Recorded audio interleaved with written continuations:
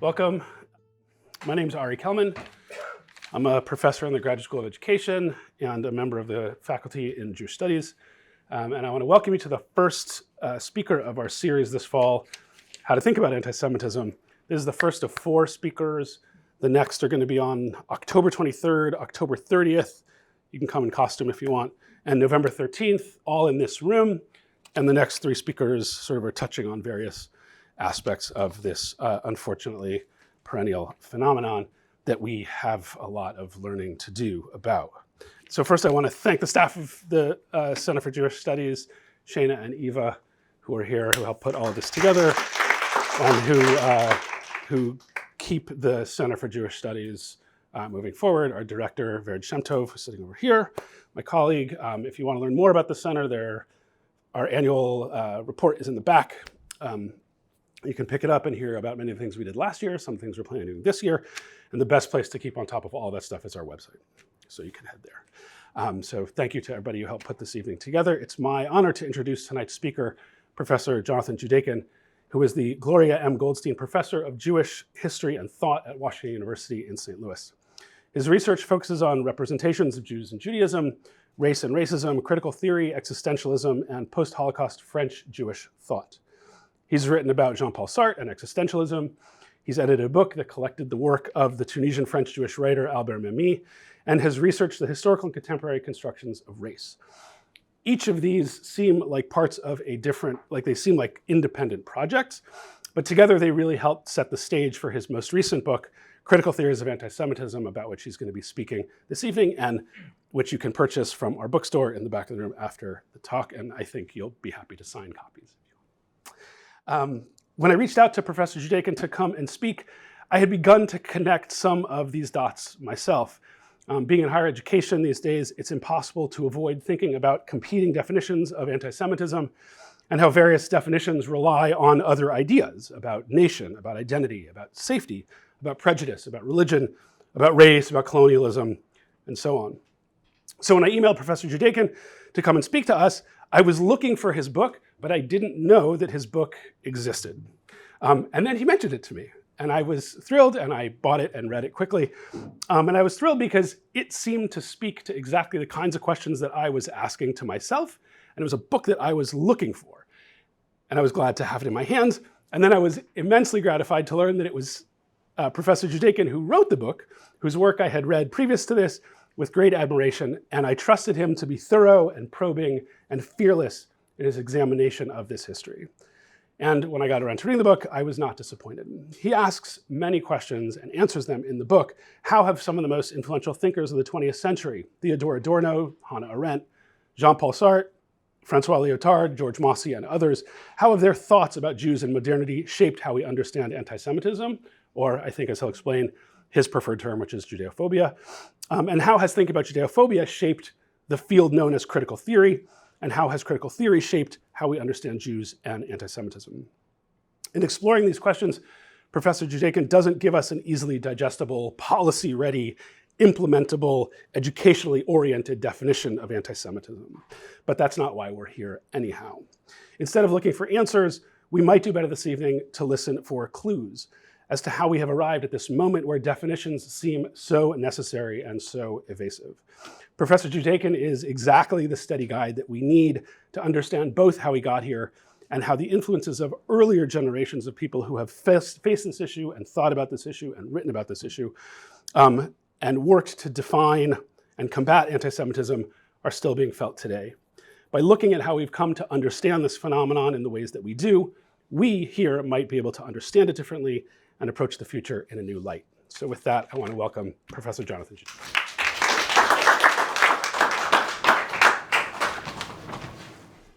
Ari, thank you so much for that really kind introduction. And thanks so much to Eva and Shana and the Taub Center, but also to the Center for Comparative Studies in Race and Ethnicity. I think this space here is really wonderful. It's unusual that Jewish studies is not segregated from other ethnic studies as it is in most other campuses. And I'm glad that this is a a co-sponsored endeavor. So to get started, this week on the Jewish calendar, we sit between Rosh Hashanah and Yom Kippur, known in Hebrew as the Yomim Noraim, the days of awe. As I'm sure most of you know, it's a misnomer that Rosh Hashanah is a celebration of the Jewish New Year. It actually happens in the 7th month of the Jewish calendar, and it's a commemoration of the creation of the world.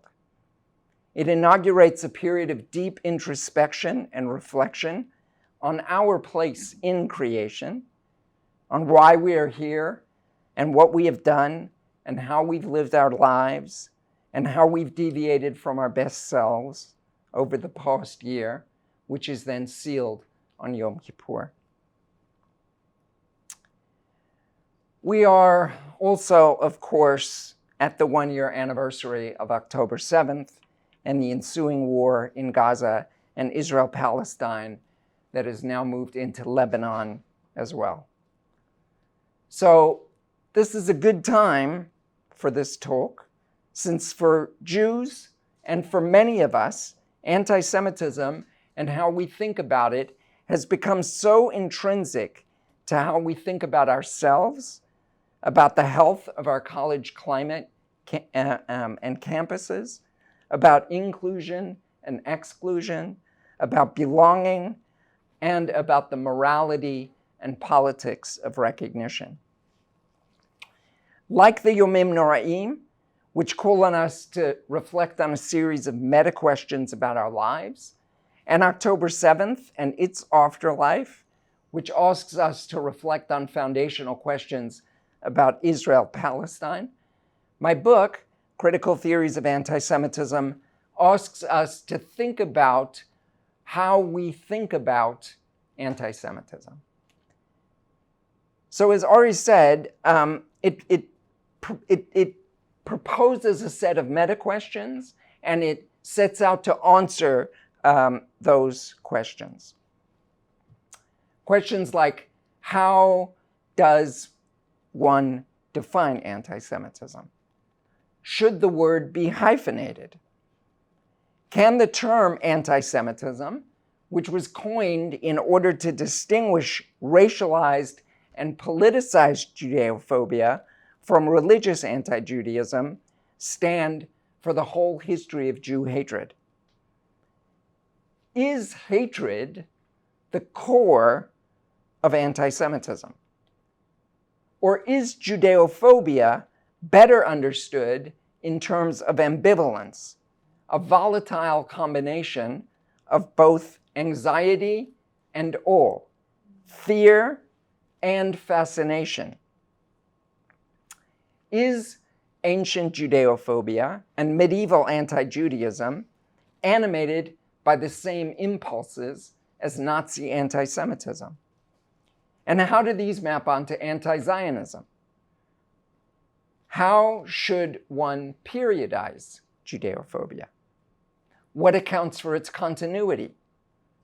Is it unique in its persistence, severity, and consequences, differing substantially from Islamophobia or negrophobia or xenophobia? And how can social theory enable us to understand the upsurge in attacks on Jews today? I tackle these questions in the 3 parts of the book. First, in the introduction, which is a challenge to the ways in which these questions are predominantly answered by the field of anti-Semitism studies. Second, in the 7 core chapters of the book, which constitute a history of major theories and theorists who have responded to these questions. And third, in chapter 8, the conclusion, where I draw upon these theorists to discuss a number of the knotty problems of the present. And what I want to do in this talk is to tell you 3 stories and to give you 1 case study in order to give you an overview of what I explore in the book. The first story is about receiving the copy edits and then the page proofs for the book in the aftermath of October 7th and the ensuing war. Now, many of you, some of you know that this is the final stages of a long process, often, of writing a book, and it's the final opportunity to make changes in a book. And when I received the copy edits and the page proofs, I was really seized with anxiety that a book that I had worked on for more than 20 years to help explain and understand anti-Semitism was actually being superseded by the present moment. Was the new global discourse opposing Israel's response to October 7th the opening of a new era in the history of judeophobia?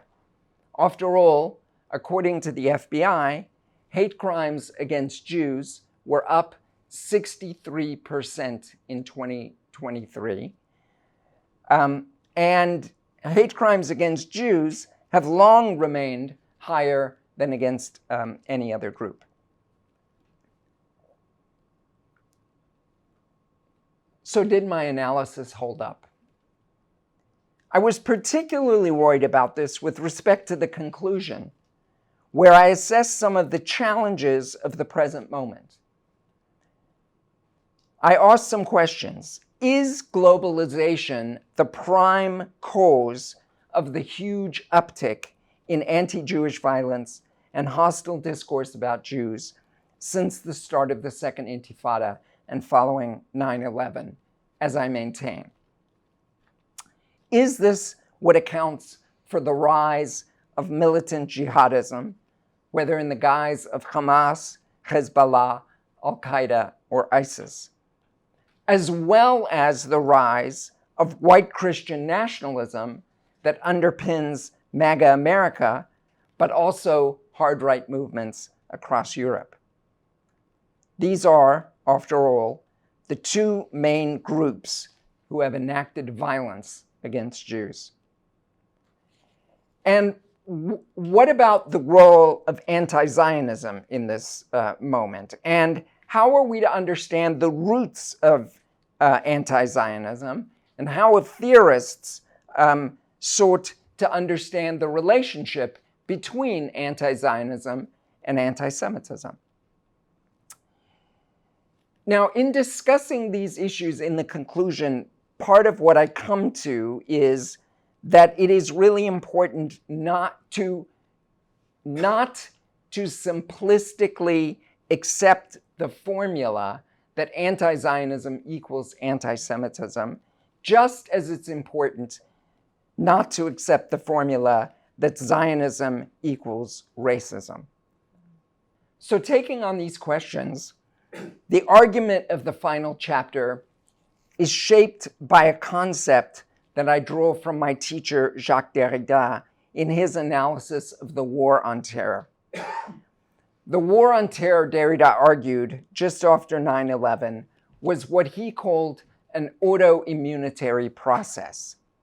By this, Derrida meant that the War on Terror creates the very conditions that it aims to end. For example, the War on Terror justified the war in Iraq, which in turn generated ISIS from the ashes of Al-Qaeda. In the concluding chapter, I applied the idea of an autoimmunitary process to analyzing both key theorists of anti-racism and of anti-Semitism, maintaining that both could end up stoking precisely the conditions that they sought to preempt, whether this was decolonial theorists or the new anti-Semitism theorists. While I didn't say this directly in the book, now that we're at the 1-year anniversary, I think that my analysis holds up. After all, what Hamas did on October 7th was torn from the pages of ISIS. terrorism as a weapon of war involving mass rape, caging of children, and the taking of hundreds of hostages into underground tunnels. This ostensible effort at liberation for Palestinians could not but result in massive harm to the Palestinian people. This is the autoimmunitary process in effect. The response of Israel, in turn, razing much of Gaza and killing tens of thousands, destroying most of the infrastructure, including schools and hospitals, the ongoing forced evacuation of hundreds of thousands, the systemic efforts to squelch humanitarian assistance, all resulting in the mass death of innocent civilians, mostly women and children, is likewise evidence of an autoimmunitary process. This response can only generate further militant resistance to replace the ranks of those killed. So ultimately, I was reconciled that the analysis I offered in the conclusion held up. The binaries and reductions that result in claims that Zionism equals racism or that anti-Zionism equals anti-Semitism flatten often complicated and ambiguous situations. Hear me now. Flatten often complicated and ambiguous situations. Don't let the voices out there tell you that this is not complicated. Okay? Ta-Nehisi. Turning these situations that belong on a spectrum into a black or white, either or, us-them calculus. Indeed, I showed how such views, like those articulated by decolonial theorist Horia Boutelja or philosopher Alain Badiou, could lead some anti-racists to reiterate judeophobic discourse, just as some anti-Semites could actually help to stoke anti-Semitism rather than help dampen it. This is the autoimmunitary process in effect, if not in intent. The second story that I want to tell you is a story about how the book came about, why it took a long time for me to finish it, a little bit of the process that I went through, cobbling together some of these different areas that Ari was talking about in terms of my own research, in terms of getting me here. I've already told you, this wasn't a book that was hastily written in the last year. Its origins came about when I was in Israel, just after finishing my dissertation, which became my first book on Jean-Paul Sartre and the Jewish question. I had been at Hebrew University for a year. I had gotten close to getting a job, but nothing had come through for me. My fellowship was soon expiring. My wife and I were contemplating our future, talking about maybe going and living on a kibbutz for a year. And in this context, a few of those who were my mentors at Hebrew University suggested that I put together a proposal for another fellowship, even though they said there was very little chance that I would get it. They didn't give second-year fellowships, I was told. I wrote up a proposal that at the time was called Theorizing Anti-Semitism, which sketched out the contours of what became the central chapters of the book. One day, when I went to visit the secretary of Hebrew University to get him to help me to defer payment on my student loans, he started to tell me the biblical story of Saul, who went looking for the donkeys and was given the keys to the kingdom. This was his way of explaining that he had just received notice that I had been given a second year fellowship to stay at Hebrew University. We left Israel in 1999, halcyon days, when the promises of Oslo seemed as if they would usher in peace in Israel-Palestine. This was followed, of course, by the Second Intifada in September 2000, and then 9/11 a year later. The world in which I began thinking about anti-Semitism, in other words, was fundamentally changing. I was by then teaching at University of Memphis. Memphis is not unlike where I grew up in South Africa. It's also a post-apartheid city coming to terms with its racist past. I was often in dialogue with folks in the philosophy department at University of Memphis, like Robert Bernasconi, who were developing what he called the critical philosophy of race. This is a project to rethink philosophy via its role in the history of racism, and to rethink the canon of philosophy drawing upon critical race theorists. And I was drawn into these discussions and began to engage in work in this area.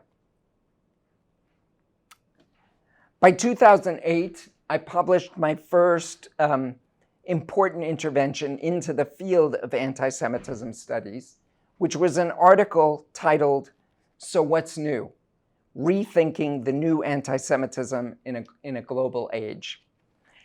It was a genealogy of how the notion of the so-called new anti-Semitism, or neo-antisemitism, was constructed in a series of books from 1968, beginning with the French scholar Leon Polyakov's important book at that time, that was then picked up by the then heads of the ADL, and how these same arguments would be repeated by scores of books post-2000, arguing that a sinister new confluence of anti-Semitism had emerged that targeted Israel, drawing together leftists, Muslims, and the hard right.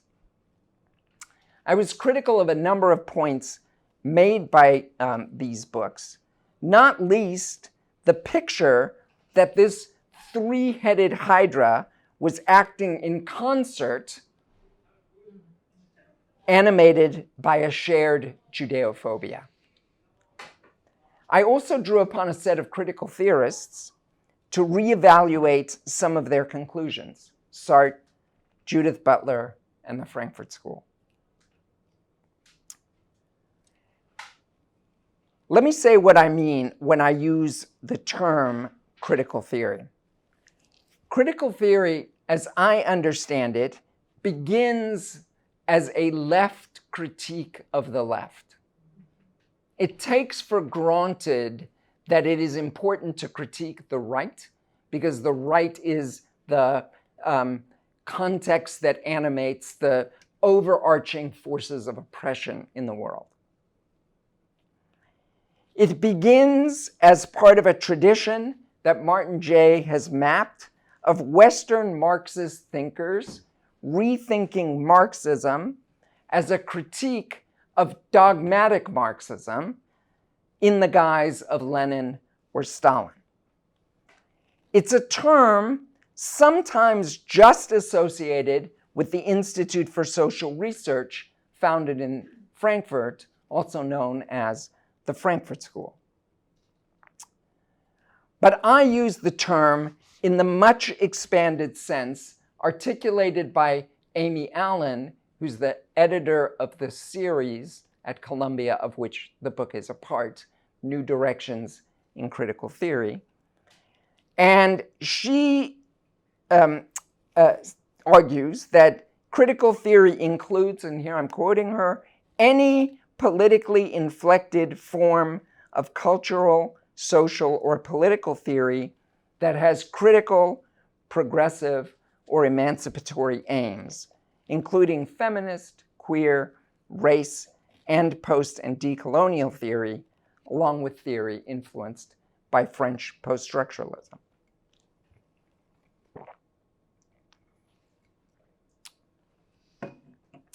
I also use critical theories in a second sense,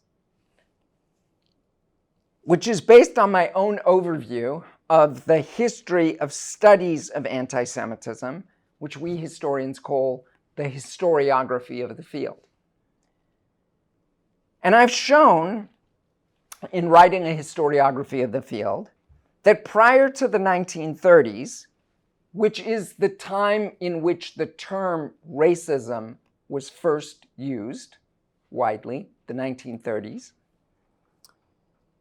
So, in other words, prior to the rise of the Nazis, those who wrote about anti-Semitism, whether Jews or Christians, liberals or socialists, Zionists or historians, invariably focused their critical attention on the object of contempt, that is, on Jews and how they needed to change for anti-Jewish ostracism to end.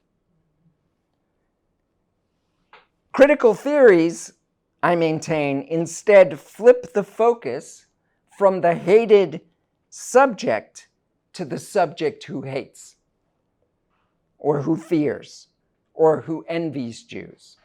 And so in the book, I map out 4 paradigms that define approaches to anti-Semitism historically over time: rabbinic, Christian, liberal, socialist, and Zionist.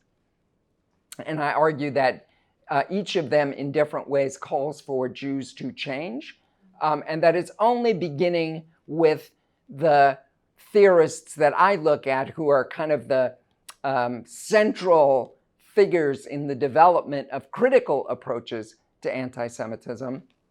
And then, in a sense, the heart of the book is a history of how that conversation developed. Okay. Now, by the time of my law sabbatical in 2018, I'd written versions of the 7 core chapters of the book, but they only focused on how the critical theorists, the philosophers, sociologists, and historians that I assess, understood anti-Semitism.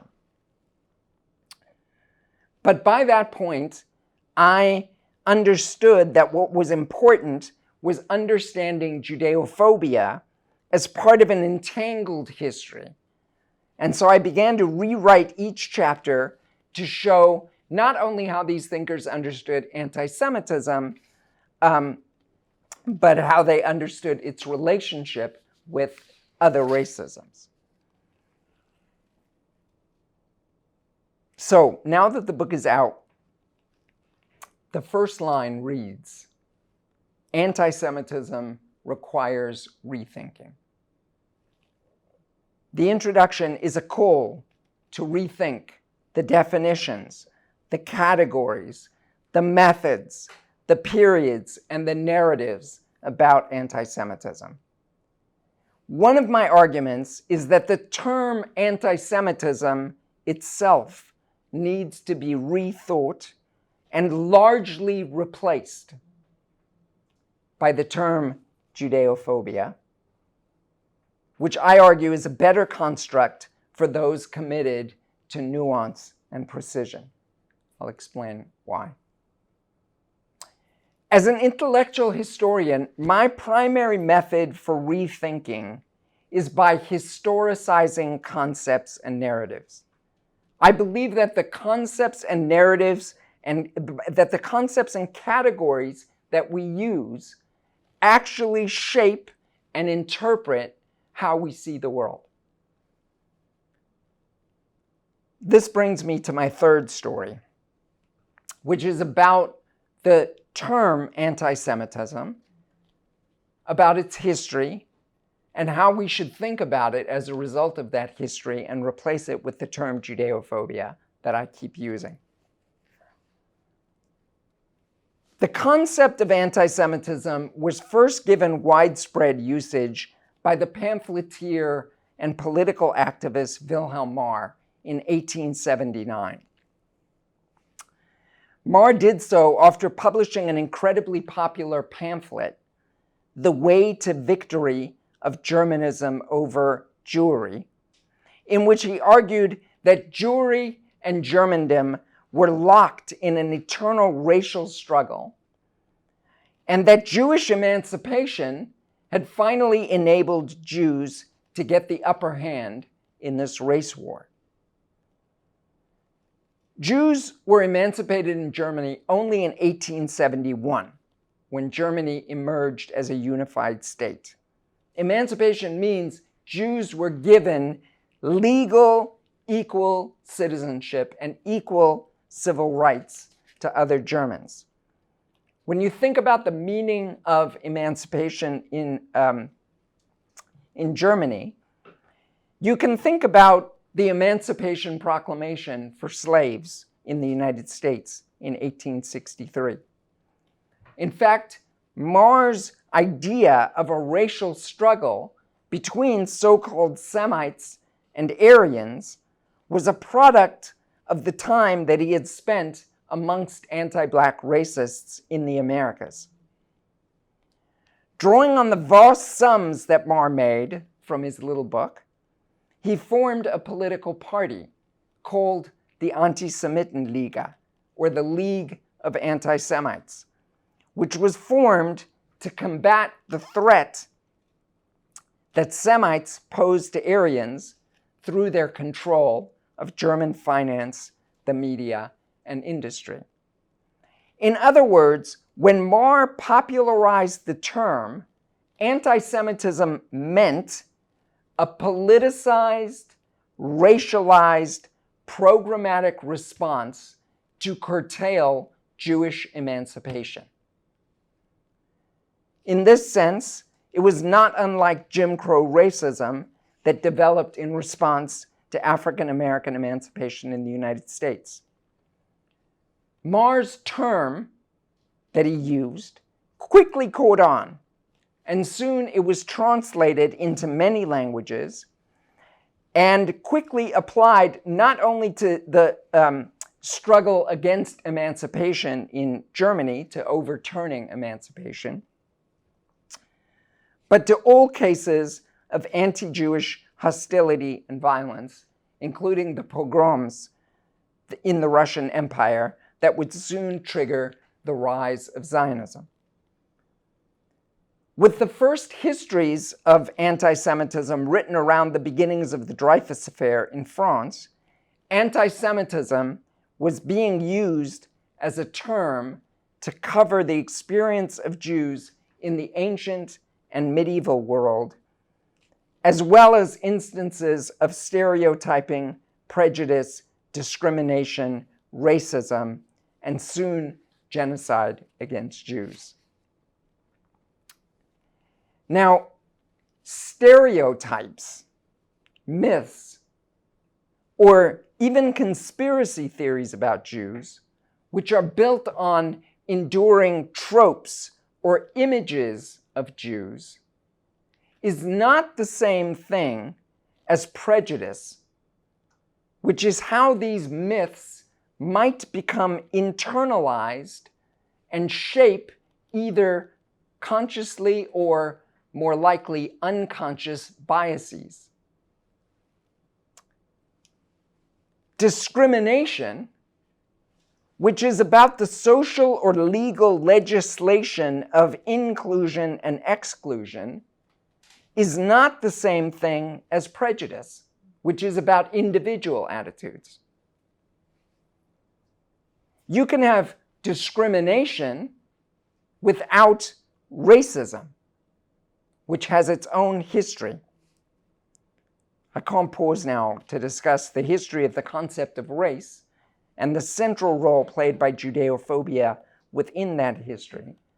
But I can say that racism is a modern phenomenon developed out of the cauldron of the Spanish Inquisition, the rise of the slave trade, and the development of modern nationalism and modern colonial and imperial rule. None of these processes are the same thing as genocide or systematic mass killing intended to eliminate an entire group or people.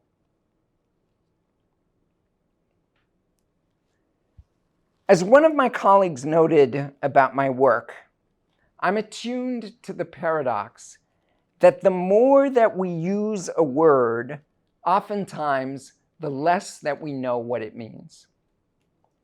And the most controversial words are often those that need the most defining, because their controversy is often about the fact that they have come to mean many different things at the same time. I would say that this is true of the term genocide, which has been centered in recent discussions of the Israel-Hamas war. But I would say this is even more so the case when it comes to anti-Semitism.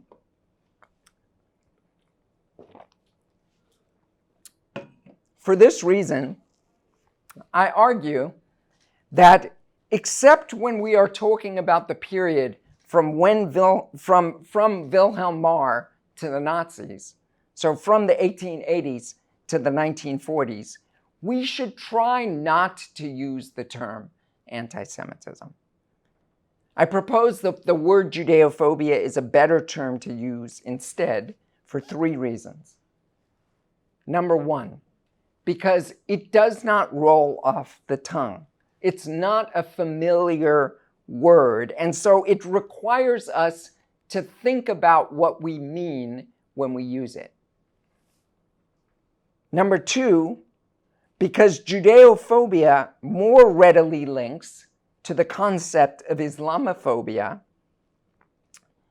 to xenophobia, and to what the anti-colonial theorist Frantz Fanon called negrophobia. And 3, because judeophobia lends itself to periodization in ways that anti-Semitism does not.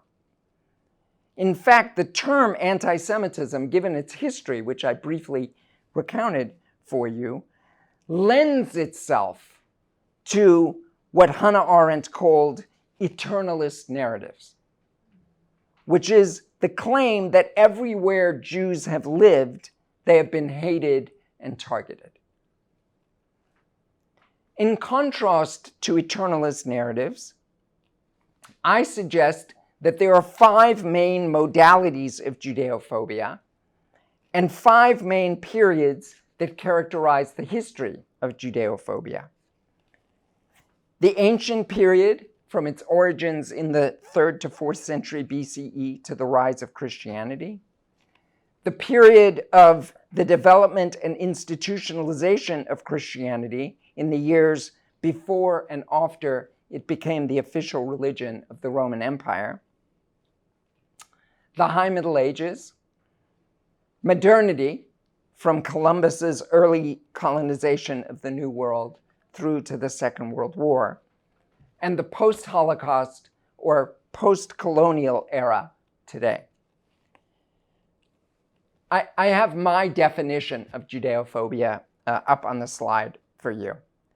It entails the denigration of Judaism, defamation of the Jewish character, discrimination against Jews, the racialization of Jews, and at its extreme, efforts at the destruction of the Jewish people.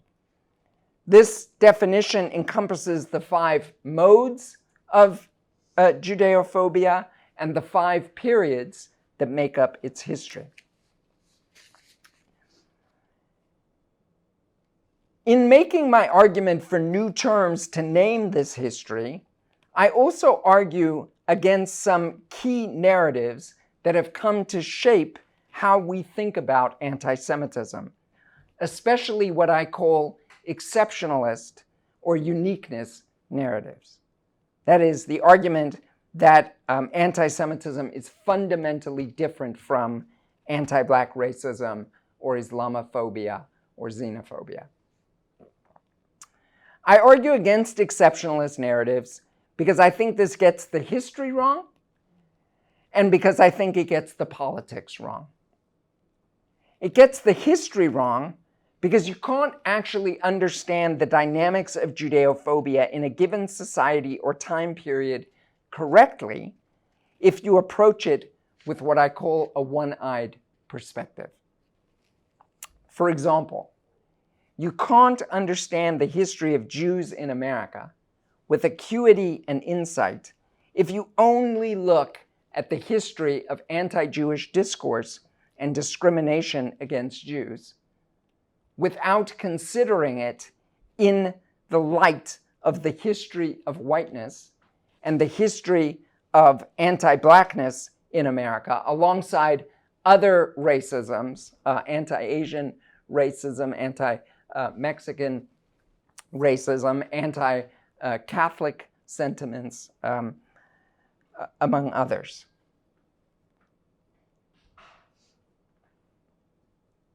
You can't understand the history of judeophobia in America separate from this entangled history, because if you do so, you can't understand Jewish social mobility in America,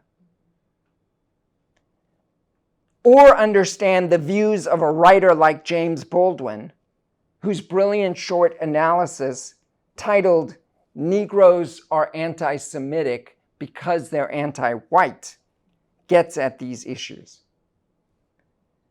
You also can't understand judeophobia in France, separate from Islamophobia, as a number of scholars have pointed out, like Ethan Katz and Maud Mandel and Kimberly Arkin, and some of my own work as well. You can't understand what Ethan Katz calls in the title of his book, Burdens of Brotherhood, Jews and Muslims from North Africa to France. In fact, you cannot understand the history of the development of the concept of racism and how modern racism developed unless you appreciate the ways in which its scaffolding were established by the Spanish Inquisition, by the creation of limpieza de sangre laws in the immediate century before the term race, raza, was first used by the Spanish. In short, without an appreciation of entanglement, you get the history of judeophobia wrong. But you also get the politics of the present wrong. Since I would insist that one reason that Jews feel so abandoned by the left, when historically so many Jews have found their political home on the left, is because of the exceptionalist narratives of judeophobia. One reason. Because if Jews keep claiming that anti-Semitism is unique and fundamentally different from other racisms, then why should other racialized groups and their allies stand up in the anti-racist struggle for Jews? Instead, I maintain that the anti-racist struggle has got to start appreciating the central role of judeophobia in the development of xenophobia, negrophobia, and Islamophobia, and making absolutely clear that if you are a committed anti-racist, you will fight it in all its forms, including when it targets Jews. So I've told you 3 stories about receiving my page proofs after October 7th, about how my book actually developed, and about the concept of anti-Semitism itself, and why I prefer the term judeophobia, which gets at some of the meta-issues that I raise in the book. But the heart of the book, and most of its bulk, is a deep dive into major theories and theorists of anti-Semitism. No other single work has discussed all of these approaches to understanding the underlying causes of anti-Semitism in a single volume. And part of the reason that the book took a long time is because each one of these thinkers or groups of thinkers has a huge historiography behind it. And it took a long time to work through all of that material. In each chapter, I begin with a short biographical introduction to the thinker or group that I discuss. And I also itemize the core insights that each offer to understanding anti-Semitism. Now, I know you're going to be happy to know that I'm not going to attempt to reconstruct on one foot here what make up the core chapters of the book, which is to offer a storehouse of theoretical precepts and insights and axioms for how to think about judeophobia and its relation to other racisms. But I am going to give you a summation of one case study, that of Sartre and the existentialists, and what they offer to answering the question, why the Jews? Or, in other words, to explaining the mechanisms of how judeophobia operates. Sartre's famous response to this question was called Anti-Semite and Jew. Sartre's book was written hastily between October and December 1944 in the immediate aftermath of the liberation of Paris from the Nazi occupation, but before the horrors of Auschwitz were revealed to the world in January of 1945. It was published in 1946 and thus emerged at a moment when a number of other theorists that the book considers had also begun wrestling with how to explain the underlying causes of anti-Semitism. All of these early works would include a number of factors in their considerations. They would reflect, for example, as did Sartre, on the role of religion in judeophobia, especially the history of Christianity, the economic and political factors that are involved, the role of minorities in a majority culture, and the logic of scapegoating, among other considerations. But what Sartre did that was different was to apply an existentialist analysis to anti-Semitism. Sartre ultimately argued that judeophobia is what he called a form of mauvaise foi, or bad faith. Really, a better translation would be self-deception. It's a form of a bad faith response to the existential experience of anxiety and fear in a changing world. Anti-Semitism, Sartre famously said in his thesis statement, is a fear of the human condition. In a world defined by change, chaos, absurdity, and brokenness, rather than make choices and accept responsibility for those choices, anti-Semites blame, condemn, hate, and persecute others. Anti-Semites and other racists project onto Jews or others what they find evil or troubling in the world. So anti-Semitism results from a particular response to the dialectic of human recognition, seeing not the humanity of the other, but rather turning them into an object, a stereotype. It's a product of not recognizing the freedom at the heart of all human aspirations.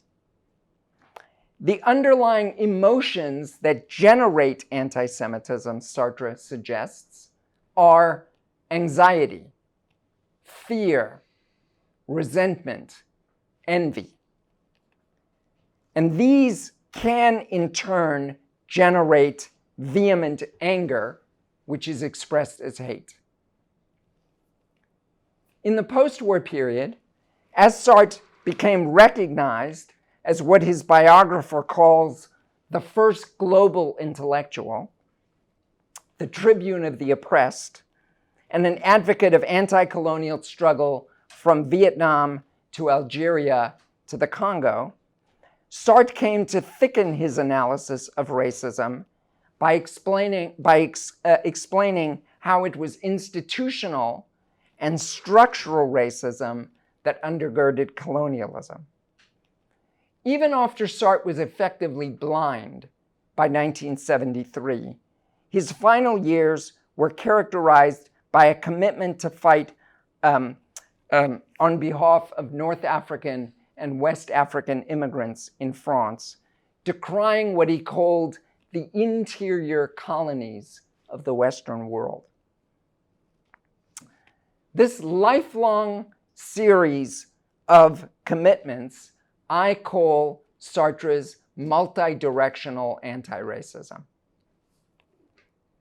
His critique of colonial and post-colonial racisms that built from his critique of anti-Semitism. And then I consider how Sartre applied this to Israel-Palestine. I've shown in my work how Sartre's first political commitment was the fight against anti-Semitism in the context of fascism rising in Europe. And Sartre maintained in Anti-Semite and Jew that Zionism was one strategy that Jews might adopt in the struggle against anti-Semitism. Sartre clearly supported Zionism as the national liberation struggle of the Jewish people, just as he would later support Arab and Black and Asian struggles against colonialism. As he became more involved in Arab struggles, in particular in the French-Algerian War, he also came to understand the struggle of Palestinians, and he sought to support them just as he supported Israeli Jews. By the eve of the Six-Day War, Sartre explicitly argued that what defined the Arab-Israeli conflict was what he called a Judeo-Arab différende. By this, he meant that both the Israeli narrative and the Palestinian narrative and the presuppositions that undergirded each were totally irreconcilable, and that nonetheless, both were legitimate. To the end of his life, in 1980, he continued to hope and to try and facilitate leftists on both sides, acknowledging that this was the case, and then beginning to try and negotiate a path to peace. As is the case with each of the chapters that explore how major theorists have understood anti-Semitism and other racisms, there are many lessons and insights to draw from the chapter on Sartre. I'm just going to highlight two. First, Sartre's multi-directional anti-racism is a model for the anti-racist movement today. And secondly, I would suggest that Sartre's conception of the Judeo-Arab différende is a useful axiom on which to begin one's analysis of the Israeli-Palestinian conflict. Just as Derrida's conception of an autoimmunitary process is a powerful insight into the war on the anniversary of October 7th. To conclude, my hope is that in the spirit of Yomim Noraim, I've spurred you tonight toward rethinking anti-Semitism, since ultimately that's the aim of critical theories of anti-Semitism. Thanks.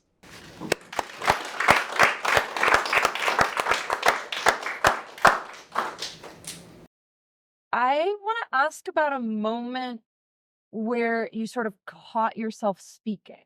So you were listing forms of American racism, and you sort of listed, anti-Black racism, anti-Asian, anti-Mexican racism, and then you said anti-Catholic and sort of stopped before saying racism and then substituted, I think, the word with prejudice or something. And it was an interesting moment to me in thinking about American categorization and the ways that race and religion have been sort of cleft from one another in the American context, often very deliberately, and the sort of efficacy with which Jews, especially in the early 20th century in America, sort of positioned ourselves as a religious group rather than a racial group. And I guess my question would be, if we're turning from a term like anti-Semitism, which was sort of explicitly coined, as you said, right, by a racialist political agenda, towards judeophobia, which analogizes with Islamophobia, as you said, does that direct attention sort of towards or maintain this paradigm of Jews as a religious group in a way that sort of, or I guess I would say, in a moment in which what we really need to be doing is sort of reuniting the concepts of race and religion, pointing out the ways that they haven't been so divisible, particularly in the American context, as a way of sort of pushing back against left narratives that anti-Semitism isn't important to concern ourselves with because Jews are white, right? I guess, how do you see the sort of terminology and the analogies that are drawn by different terms functioning in that context? Wow, that is a super complicated question. I have to think a little bit about the various strands. And so one thing that I want to say very clearly, since you picked up on kind of the ways in which I slipped in the course of speaking, like, I want to pick up very quickly that there's nothing in the term judeophobia that reinscribes that as a frame in which Jews are only to be thought about in a racial category, right? One of the things that that leads me in the direction of the understanding of judeophobia, not only as a history of hatred, but much more structured around a history of ambivalence, is the work of Zygmunt Bauman. And one of Zygmunt Bauman's points, in addition to that argument, is that Jews are category busters. They challenge the categories. So Jews are not a religion, and they're not a race, and they're not an ethnicity, and they're not a civilization, and they are all of those things all at the same time, right? I don't think judeophobia reinscribes the notion simply of Jews as religious. So that was kind of one thing that came up. But the questions that you pointed to were more fundamental. And one of the things that Bauman does is actually challenge categories developed by Albert Memmi, who I've done a lot of work on. And I actually have returned to Memmi's argument that the term racism is a totally problematic term. We don't believe in, we've mapped the human genome. We know we share more than 99% of the same genetic material. There's no biological basis for race. Racism is sort of strongly connected to the history of scientific conceptions of racism, and therefore Memmi argues a better term would be heterophobia. So for him, the overarching term is heterophobia, and judeophobia, Islamophobia, negrophobia, xenophobia, what he calls ethnophobia. These are all better ways of understanding the entangled links between these things. And I think that then gets to anti-Catholic sentiments and how it's a part of this entangled history of Jews in America that helps to account for Jewish social mobility in a nation-state context in which there were lots of others shifting and competing, and in which most of the Jewish immigrants to the country were Ashkenazi and therefore came to America with what I call the passport of whiteness, right? And that helps to sort of account for that.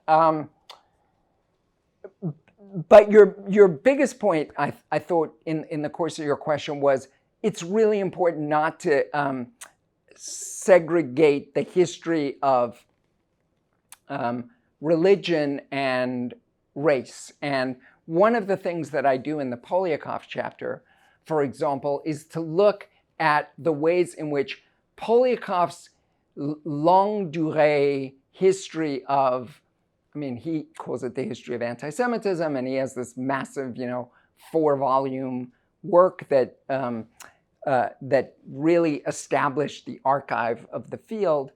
And one of the things that I tease out from the reading of that work, especially paired with another important book that he wrote called The Aryan Myth, is the very specific process of the secularization of certain Christian categories that ended up leading to the development of racism in all of its forms, so that racism is not understood as separate from religious, from religion, right? And I guess that's part of what is helpful about the term racialization, but racialization racialization still has that category of race connected to it. So I think there's a lot in Mimi's category of heterophobia. It's something that I want to actually develop. I'm going to give a talk at the AJS, at the Association for Jewish Studies, in December, that's called Heterophobic Entanglements, that begins to sort of think through in more detail what I mean by the understanding of this history of entangled, heterophobic entanglements, now that we've got that term, yeah. So I don't know how new it is, but I feel like in popular Jewish discourse, there's this idea of anti-Semitism on the left, anti-Semitism on the right. And I mean, I feel like what it's really talking about is the idea, the white nationalist idea that Jews are not white, and then this other idea that Jews are the most white, in a kind of negative way.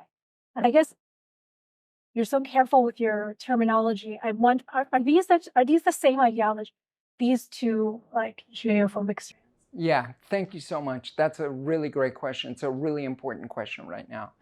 So I think actually it's useful to understand these things first separately, okay? I think that,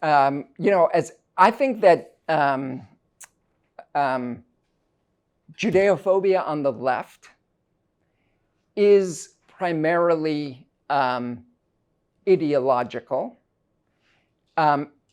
It has emerged in a context and is part of a much longer history of the West that has long thought about the problem of redemption or salvation or emancipation in relationship to Jews and Judaism.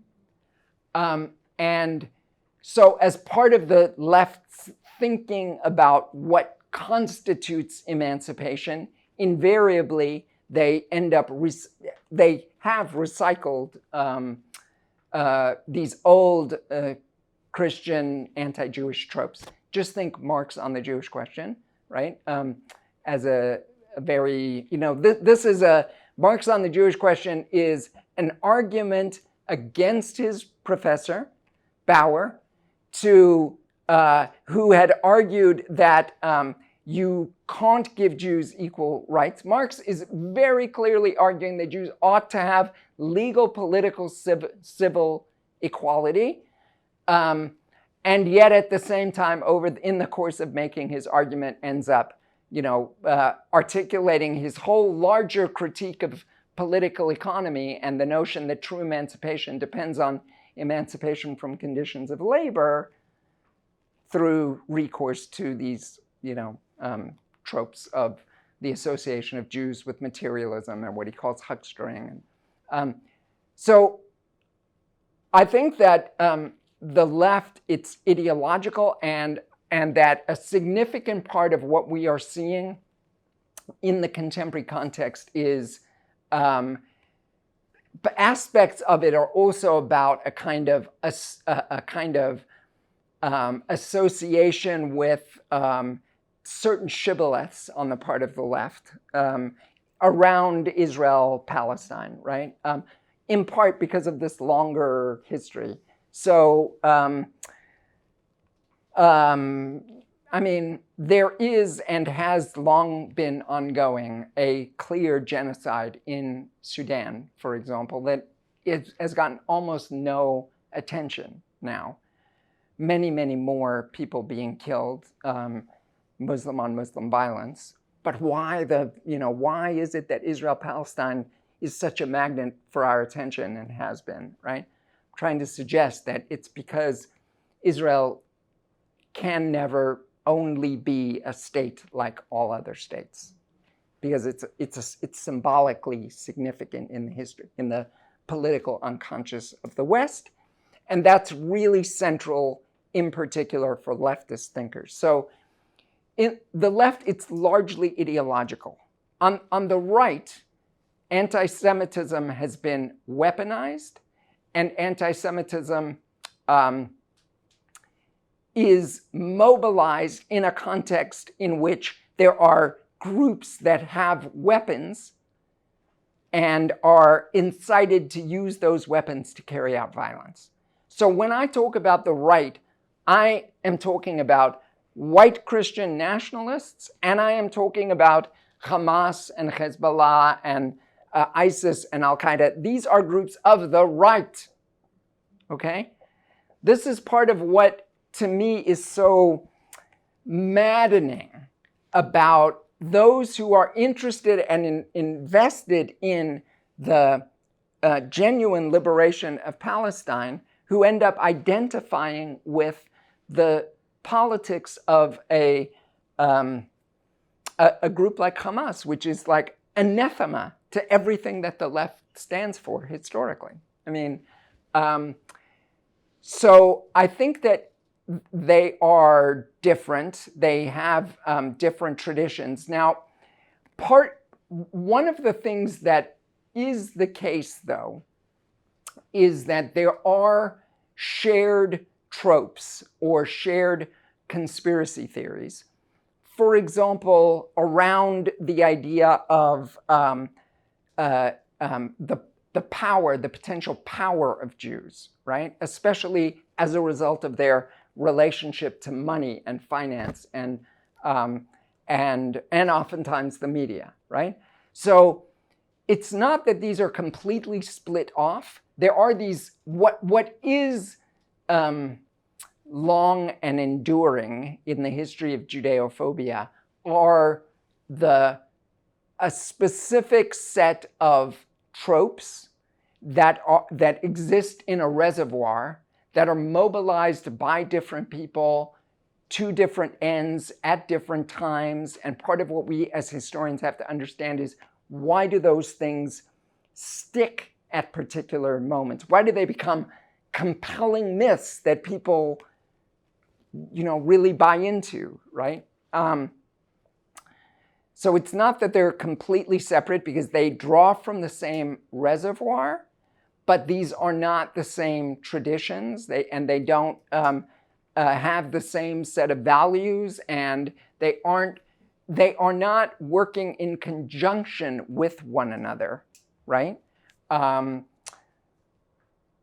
There's not something that sort of binds them all together. And part of what is so incredibly complicated about the contemporary context is, at the same time that you have MAGA America and like white Christian nationalism globally reiterating conspiracy theory and anti-Semitic trope, which is like at the very heart of white replacement theory, for example, that's been behind hundreds of mass murders and acts of terrorism. At the same time that you've got that, you've got a sense that Fortress Israel is an ally in this struggle against, Islam, and so this puts Jews and this whole issue of the right's position on that question in a very complicated, into a very complicated situation. But I actually think like it's important to sort of pull apart these different traditions as kind of as you suggested. Thank you. I'm glad you brought up the economic considerations. In medicine, we deal with racism. When we try to deconstruct racism, usually we can explain it by social economic conditions. And I think the economic aspects, as you say, are always a fallback. The Jews run Wall Street, the Jews run this, the Jews run that. And I see that now coming more and more when you hear senators from states like Georgia saying crazy things with Jews with lasers in space killing. So I don't think we should neglect the economic aspects in the current anti-Semitism. Yeah, definitely not. I mean, I don't know if I, like, so one thing is there are these longstanding tropes of the association of Jews with money and materialism that I would argue go back to the image of Judas who kills Jesus for 30 pieces of silver.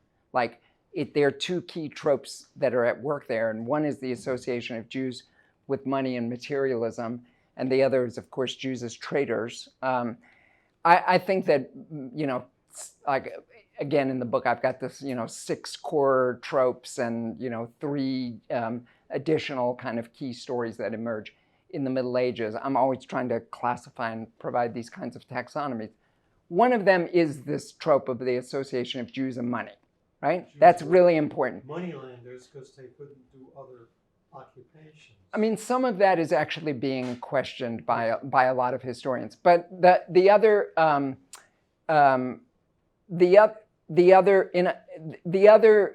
point is economic explanations also help us to understand things like not just the trope, right? In situations, for example, like Poland, where Jews really serve as middlemen, or, for example, in France in the 1930s, where there are, lots of Jewish immigrants coming into France into the professions. Where there's genuine like economic competition with Jews, this has been a significant generator of, anti-Semitism or of anti-Jewish rhetoric, anti-Jewish violence. And that is a different way of understanding economic explanations, which are an important causal factor. Let me just say on the basis of that like the simplest, most obvious argument of the book, is we need all these different theories because judeophobia is not one thing. It is many different things, and it needs to account for and explain many different things, right? So one underlying cause historically has been economic. I'm happy to just take all 3 questions. That's fine, and then I'll just end it by saying something. Yeah, I want to ask you a question.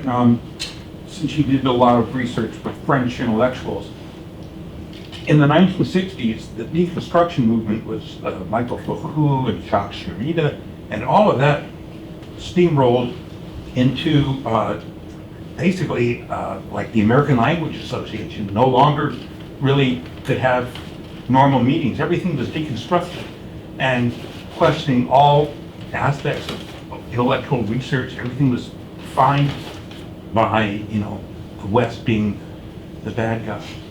Does that account for all the far left anger and use of that EEI and everything else, especially anti-Israel?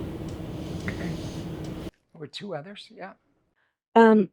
Hi, I'm Julia. I'm a PhD student in social psychology here, and thank you for your talk. I'm studying racial bias and inequality, anti-Black racial bias, and so I was really struck by the exceptionalist narrative that you spoke about. And I'm curious, like, what does it look like to push back on that, and to really, as a young person that's studying anti-Black racism that also really cares about anti-Semitism, I'm just curious about like what it looks like to advocate for a narrative that talks about that entanglement and, how to really make that more mainstream. Yeah, I'm wondering to what degree, and you've spoken so much about, especially like European thought, and I'm wondering to what degree are American European ideologies about Jewishness and Jews integrating with or driving ideologies outside of Europe and the United States. Or so, for example, I had the great privilege of spending a good amount of time living in Jordan, for example, and the ideas about Jews and Jewish people that I came across there were not the same that I came across here. But I'm wondering, is there an influence, or, for example, like how does that look? Okay. So to the first question, I want to say I am not entirely sure completely how to respond to your question, because as someone who was, for whom my mother's milk was Foucault and Derrida and post-structuralism, and it's what animated me to go to graduate school, I just think that a lot of the connections that you made in your question are simply, they're not really tenable connections. There isn't a causal relationship between these different things in the way that you suggested shorthand. I don't know exactly what else to say beyond that. I will say a few things very clearly, like post-structuralism and deconstruction is not responsible for woke America, just like Western Marxism is not responsible for woke America. These aren't people who had an inherently anti-Western bias. These were people who were thinking through the question in the aftermath of the Holocaust and in the aftermath of the European imperial colonial project, what were the limits within the West, in particular, in our capacity to genuinely appreciate and accept and respect difference. And I think that, in part, some of these connections are made with things like DEI, which is, again, an effort to try and institutionalize difference within our, every one of our institutions, because of the ways in which differences have been historically excluded, marginalized, repressed, oppressed, right? That's a real history that is a part of the history of the Western tradition, as I understand it as a historian. I'm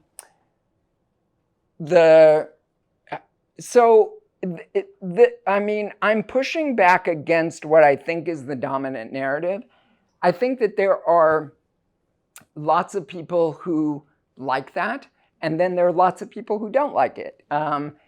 There are some people who say, as one colleague of mine said to me today, your argument about you get the history wrong and you get the politics wrong, maybe you should just drop the politics part, because, then people are going to say that your scholarship is being done in the name of a political project, and I know you really well, and your politics, like, it isn't being done in the name of And I said, no, it is actually being done in the name of a political project.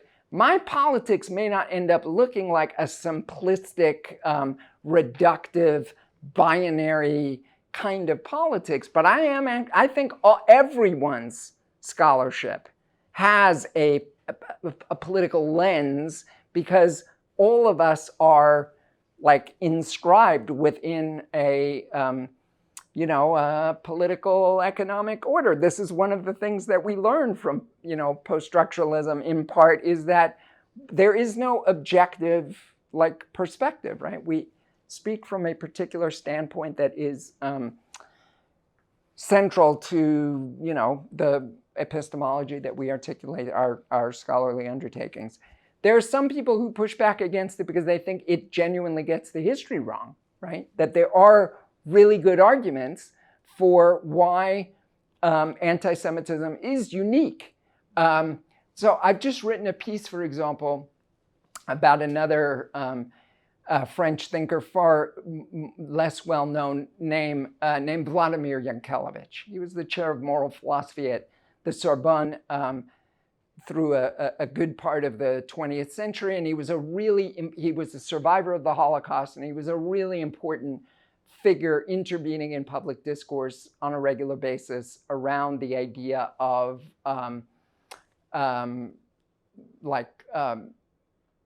not forgetting and not forgiving, okay? And he has this very strong argument for the uniqueness argument, right? It takes a variety of different forms. Part of it is that, like, if you look at the central tropes, for example, that end up shaping anti-Jewish discourse, Jews are oftentimes figured as powerful, sinister forces of evil who use that kind of a malevolent set of values in order to dominate. So they are dominators, they are superior, not inferior. And whereas if you look at a lot of other forms of racism, it's oftentimes about infantilizing, it's the argument that these groups are inferior, right? Seems to be the exact opposite. So I just want to clarify, I am not actually saying that all forms of heterophobia are exactly parallel and that the mechanisms work the same way in all these cases. No, there are aspects that are distinctive about Islamophobia, about xenophobia, about negrophobia, about judeophobia. They're just not they're not two different kinds. We need to Venn diagram these things, right? And understand what the overlaps and connections are, and not in some abstract way. I'm also saying when I talk about entanglement, I'm talking about the ways in which Jewish lives were entangled in the lives of other groups of people in specific systems of power. And that's what we've got to understand as historians, right? We can't just, but there was pushback yesterday when I gave the talk at Berkeley by John Efron, who basically suggested this is just gets things wrong, right? In particular kinds of ways. So I don't know. That's at least part of a way of an answer there. Your question is a really complicated one. It's not a question that I want to answer on one foot. I could tell you something about what the historical scholarship shows about the development of judeophobia in the Islamic world. It works in a very different way than the ways in which it works in the Christian world. I'm not going to try and sort of reconstruct that whole story on one foot because the hour is late, because we're tired. The